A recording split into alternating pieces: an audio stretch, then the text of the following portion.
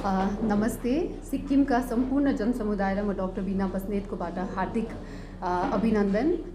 र हजुरहरूले सोच्नु हुँदै होला कि हाम्रो सिक्किम पार्टीले चुनावको बाद गएर धेरै लगभग 2 वर्ष भयो है, हामीले जुन दिन एसकेएम गभर्मेन्ट फर्म भएको थियो त्यसको 3 महिना बाद हामीले एउटा प्रेस कन्फरेन्स हाम्रो स्पोक्स पर्सन विराज अधिकारीको थ्रु उहाँले भन्नुभएको थियो कि सिक्किमको जनताले जुन चाहिँ एउटा उहाँहरूको परिवर्तनको माग थियो र एसकेएमलाई उहाँहरूले एउटा जनमतले जिताएर उहाँहरूले ल्याएको यो परिवर्तनलाई हामीले सरोपर राखेर उहाँहरूको जुन चाहिँ पनि फैसलालाई सरोपर राखेर हामीले एकदमै त्यसमा अब उहाँहरूको जति पनि छ काम कार्य राम्रोसँगले बढेर जाओस् भनेर हामीले प्रेस कन्फरेन्समै राख्यौँ कि नयाँ सरकार हो, 25 साल बाद आएको हो र उहाँहरूलाई एउटा काम गर्ने मौका दिनुपर्छ भनेर हामीले भन्यौँ कि तपाईँहरूले 3 महिनामा जुन चाहिँ आफ्नो मेनिफेस्टोमा जे सपनाहरू सिक्किमे जनतालाई देखाएर ल्याउनु भएको थियो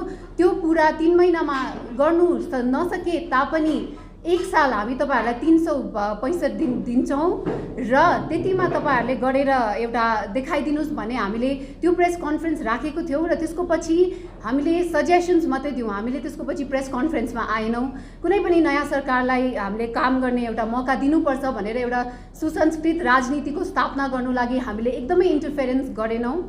त्यसको पछि आएर तपाईँको पेन्डेमिक सुरु भयो र we kept the ethos of the pandemic है। हामीले कुनै पनि एउटा राजनीतिक दल खोलेपछि जब यस्तो आपदाको एउटा परिस्थिति आउँदाखेरि चाहिँ सबैजना मिलेर नै काम गर्नुपर्छ भन्ने हुनाले मैले हरेक समय आफ्नो भिडियोबाट हुन्छ कि प्रेस स्टेटमेन्टबाट हुन्छ हरेक टाइम सजेसन्स कि सरकारले कसरी चाहिँ यो आपदाको समयमा गर्नुपर्ने हो। इभन इकोनोमिक रिभाइभल कमिटीमा है आफै बसेर धेरै सजेसन्सहरू दिए, तर पनि आजसम्म त्यो न त कमिटीको केही कुरा अगाडि आयो न त हामीले सजेसन्स दिएको कहिले पनि एउटा सुनवाई भएको जस्तो मलाई एसकेएम सरकारले एकदमै लागेको छैन। त्यो पछि पनि आज हामीलाई गएर तपाईको 2 साल बाद हामीले यति समय दिएर पनि 2 साल बाद आज हामीलाई किन आज प्रेस मिडियाको अगाडि आउनु पर्दैछ भन्दाखेरि स्टुडेन्ट्स इस्यु है, जुन चाहिँ एउटा म एउटा वुमेन लेड पार्टी हाम्रो एचएसपी हुन कारणले for me this is really important कि हाम्रो राइट टु एडुकेसन, हाम्रो नानीहरूको राइट टु एडुकेसनको हनन चाहिँ सिक्किममा हरेक चिजको हनन भएर जाँदैछ र हामीले हेरिरहेका छौँ। तर द स्टुडेन्ट्स इस्यु जुन चाहिँ हरेक तबकाका मान्छेले उहाँहरूलाई अपिल गर्नुभयो कि उहाँहरूलाई रिइन्स्टेट गर्नुहोस्। मैले 3 पल्ट स्टेटमेन्ट निकालेँ, अपिल गरेँ कि तपाईँहरूले रिइन्स्टेट गरिदिनुहोस् हाम्रो नानीहरूलाई।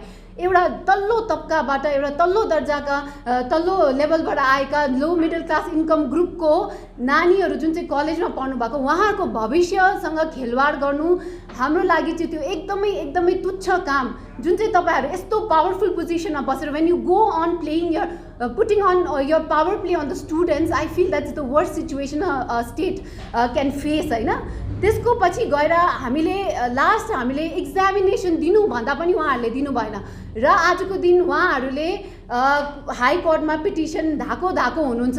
तर आज म यो मञ्चबाट एसकेएम सरकारलाई यो भन्न चाहन्छु कि उहाँहरूले यदि अझै खेलाइची गर्नुभयो र स्टुडेन्टलाई चाहिँ आफ्नो घोडा टेकाउनेमा तपाईँहरूले मजबुर गर्नुभन्छ, हामी स्टेटमा बस्दैन, हामी यसलाई नेसनली ह्युमन राइट्सदेखि लिएर सुप्रिम कोर्टसम्म हामी जान्छौँ। त्यति चाहिँ तपाईँहरूले हाम्रो शब्द लेखेर राख्नुहोस् कि हाम्रो जुन चाहिँ एउटा राम्रोपनलाई तपाईँहरूले विकनेस नलिनुहोस्। Don't consider our goodness for our weakness कि हामीले बोलेन तपाईँहरूको, हामीले जस्ट एउटा आफ्नो पेन्डेमिकको इथोस मात्रै मेन्टेन गरेर हामीले धेरै चिज मान्छे त्राहीमा अझै नजाओस् भनेर हामीले पोलिटिकल सिचुएसन खराब गर्नु चाहेनौँ। तर यदि तपाईँहरूले यो पोलिटिक्सको यो पेन्डेमिकको फाइदा उठाएर एउटा अटोक्रेटिक एउटा मोनोपोली आफ्नो विम्स एन्ड फ्यासीमा तपाईँले सरकार चलाउनु भयो भने चाहिँ हामी चाहिँ एकदमै अब चाहिँ पछि हट्ने छैनौँ।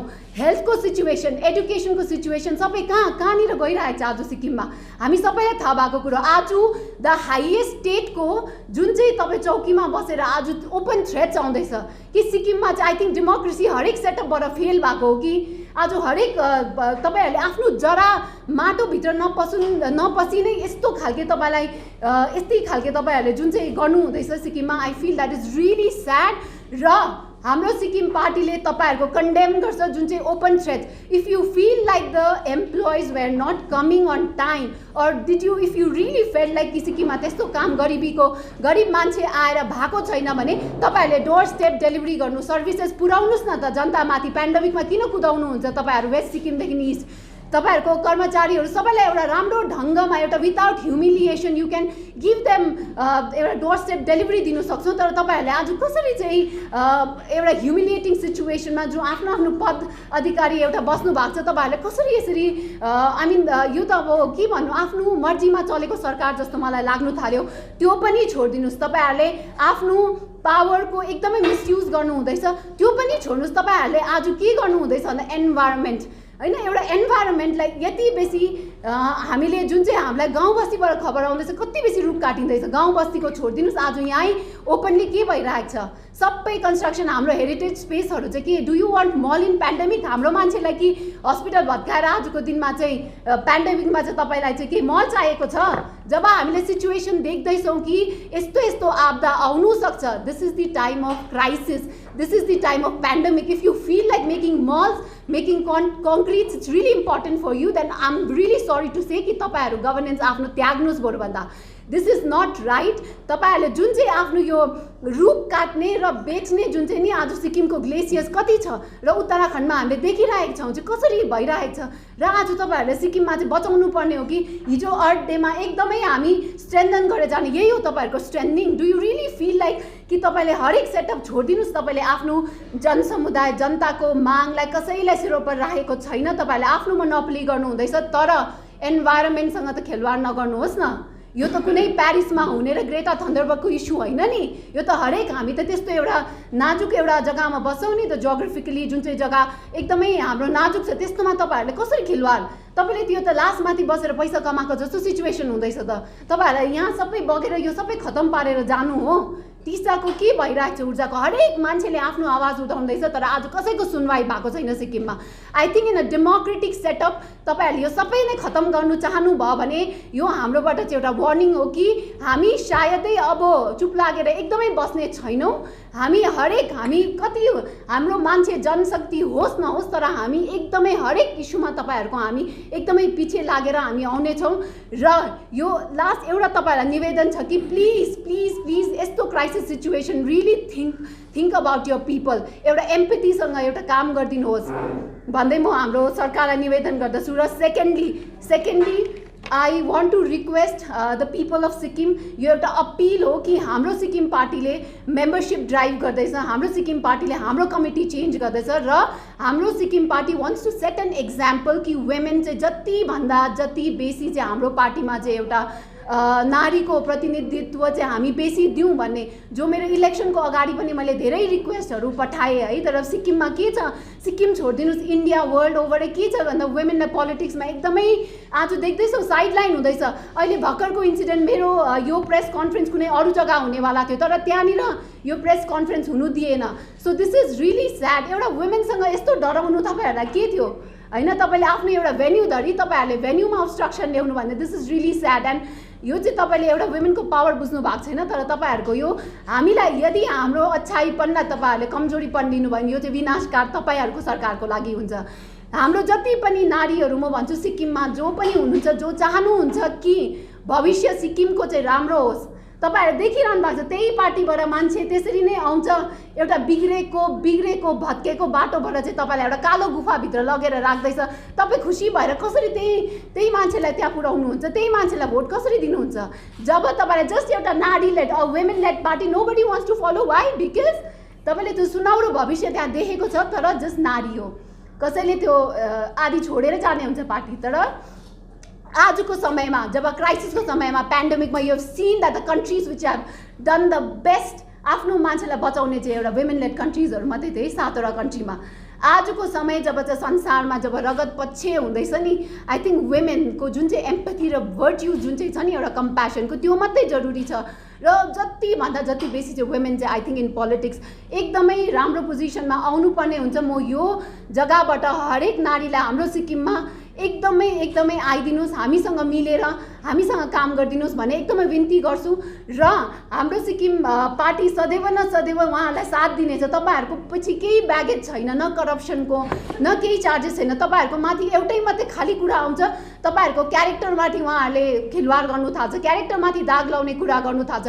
तर यदि तपाईँहरूले आफ्नो क्यारेक्टरमाथिको दागलाई चाहिँ नि पैताला मुनि कुल्चेर आफ्नो चम्डीलाई मजबुत बनाएर नि तपाईँले जब आफ्नो सोसाइटीको, आफ्नो देशको र राज्यको भविष्य तपाईँ क्यारेक्टर चेन्ज गर्नुहुन्छ नि, तपाईँ त्यो सोच लिएर आउनुहोस् न। मर्नु दिनुहोस्, तपाईँको क्यारेक्टरलाई पैताला मुनि कुल्चिनु दिनुहोस्। Just come out of that fear. त्यो फियरले मात्रै हामीलाई आज रोकिरहेको छ। र त्यो तपाईँले जुन दिन त्याग्नुहुन्छ नि, तपाईँले आफ्नो कजको लागि बाँच्नुहुन्छ र आफ्नो नानीहरूको भविष्यको लागि केही समाजमा दिउँ भनेर जब आउनुहुन्छ नि, तपाईँहरूको रोल सबभन्दा ठुलो हुनेछ। पोलिटिक्समा केही ज्ञान चाहिँदैन, तपाईँको इन्टेन्ट नियति सही राखेर तपाईँले आफ्नो एउटा कम्प्यासन भएर आफ्नो मान्छेसँग एम्पथीले काम गर्नुभयो, सर्भिस दिनु तपाईँलाई आउँछ, त्यो दिनु जान्नुभयो भने नि त्यसमा केही पनि छैन। र म भन्छु खुला मञ्चबाट आज कि आइदिनुहोस्। हाम्रो पार्टीको मेम्बरसिप ड्राइभ छ र हामीले अरू पार्टी जस्तो जोइनिङ यो गरौँ त्यो गरौँ केही पनि छैन। We are starting women empowerment programmes, we are rolling out human rights empowering programmes. हामी तपाईँहरूलाई as a volunteer we request you to come so that हामी गाउँ गाउँमा गएर हाम्रो मानिसलाई चाहिँ जागरुक गरौँ न त। ह्युमन राइट्स के हो त? आज हामीले तपाईँलाई कसैले आएर 1000 दिएको र तपाईँले त्योभन्दा धेरै चिज जुन चाहिँ अधिकारले माग्ने चिज चाहिँ तपाईँले किन बुझेको छैन? आज किन कसैले तपाईँलाई पैसाको बन्डल फ्याँकेर दिँदाखेरि तपाईँ एकदम डेमी गड उहाँलाई भगवान बनाएर बुझेर राख्नुहुन्छ? तपाईँको अधिकार त त्योभन्दा बेसी थियो त। सिक्किममा पर क्यापिटा इन्कम कति आउँछ? आज सब मान्छे करोडपति हुनुपर्ने किन छैन? तर पनि आज तपाईँहरूलाई अलिकति पैसाले गर्दा फ्रीबिजले everybody gets carried away and that's sad. हाम्रो मान्छेहरूलाई थाहा छैन कि उहाँहरूको अधिकार के हो। र हामी हरेक गाउँ गाउँमा पुगेर हामी उहाँहरूको अधिकार चिनाउने के माग्नुपर्ने हो, हामी त्यसको लागि हामी काम गर्दैछौँ। हामी हरेक स्किल एम्प्लोइमेन्ट गरेर वुमेनलाई एम्पावर गर्ने, इन्डिपेन्डेन्ट बनाउने हामी ड्रग एडिक्सनमा लागेको de-addiction programmes roll out गर्दैछौँ। र हामी अरू पार्टी जस्तो कुदेर उफ्रेर कराएर कसैलाई धम्काएर होइन, हामी गाउँ गाउँमा गएर सर्भिस चाहिँ सबभन्दा तल्लो तबकाका मान्छेलाई चाहिँ कसरी पुर्याउनु पर्ने, जो अलरेडी हामी 1.5 सालदेखि गरिरहेका छौँ। 1.5 सालदेखि हामी अन्डर प्रिभिलेज मान्छेसँग गएर काम गरिरहेछ। तपाईँहरूलाई पनि हामी एज अ भलिन्टियर इन्भाइट गर्छौँ कि हामीसँग मिलेर हामीसँग एउटा तल्लो लेभलमा गएर एउटा नयाँ सुरुवात गरौँ न, नयाँ खालके सिक्किममा पोलिटिक्सको सुरुवात गरौँ। यो यति साह्रो घिनलाग्दो पोलिटिक्सलाई किन हामीले देखि अप्सन भइ हामी किन रोज्छौँ, किन चुन्छौँ?